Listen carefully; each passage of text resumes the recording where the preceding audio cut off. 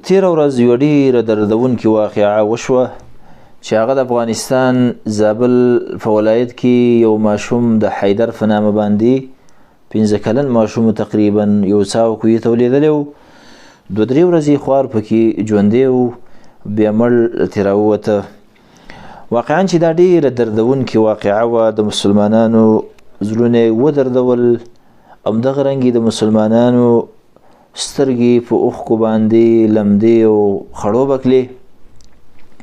دې کې هېڅ شک نشته چې ډېره دردونکې وه هر مسلمان ته.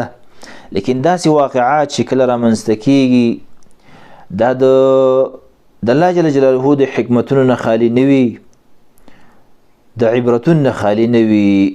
نو په دې وجه باندې غواړم یو څو عبرتونه او درسونه چې په دې واقعه کې هغه ستاسو مخې ته وړاندې کړم، ځکه واقعه داسې به نه وي چې هغه خفګان سړی صرف تیر کړي او مسله بیا هیره کړي، بلکې د هغې نه نور عبرتونه سړی واخلي.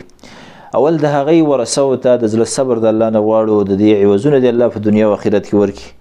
همدغه رنګې هغه ورونو چې شپې ورځې شوګیرې کړي د هغې په راویستلو کې ځان زهیر که تکلیف یې وکړه، همدغه رنګې که هغه عوام رونه و، همدغه رنګې که هغه د حکومت چارواکي و لوی لوی واړه ټول د هغې دغه زحمتونه دي الله اجر ورته ورکړي. داسې واقعات چې وشي نو په دې کې لوی زیات حکمتونه او عبرتونه نور امت ته مرخ موږ او تاسو ټول باندې را روان دي. حیدر ځوان باندې الله دې جنتونه او مور و فلار ته هلته په کار کې په جنت کې په ټولو باندې را روان دي. لیکن داسې واقعات چې د عام معمول د مرګ نه هغه مختلف وي د حکمتونو نه خالي نه وي.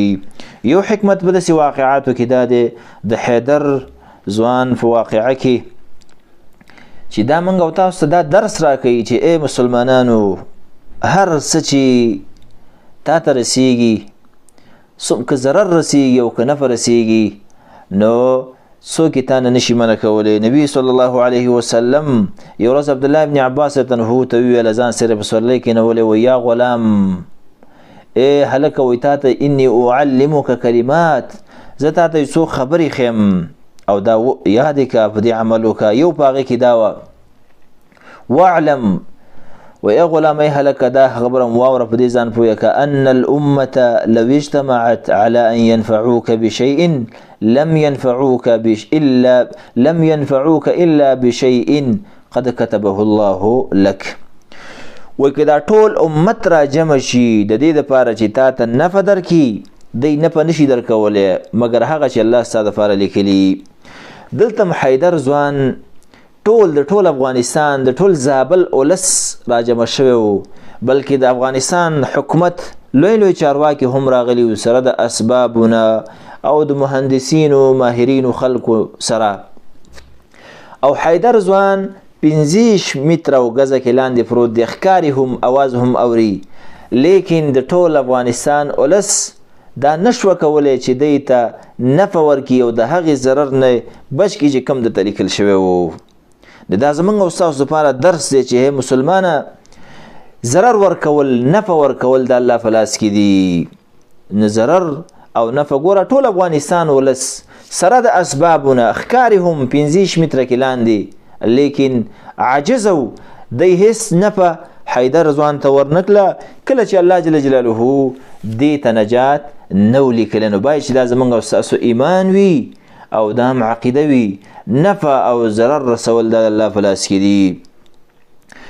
دویمه خبره او دویم درس او عبرت په دې واقعه کې دا دی عزتمندو چې مرګ موږ او تاسو ته په کوم ځای کې لیکل شوی هلته به رارسیږي.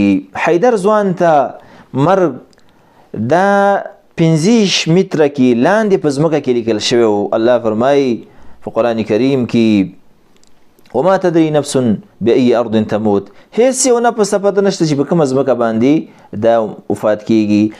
حیدر ځوان د ځمکې د پاسه پیدا شوی و، لیکن مرګ ورته د ځمکې لاندې 15 متره لاندې کې لیکلی و.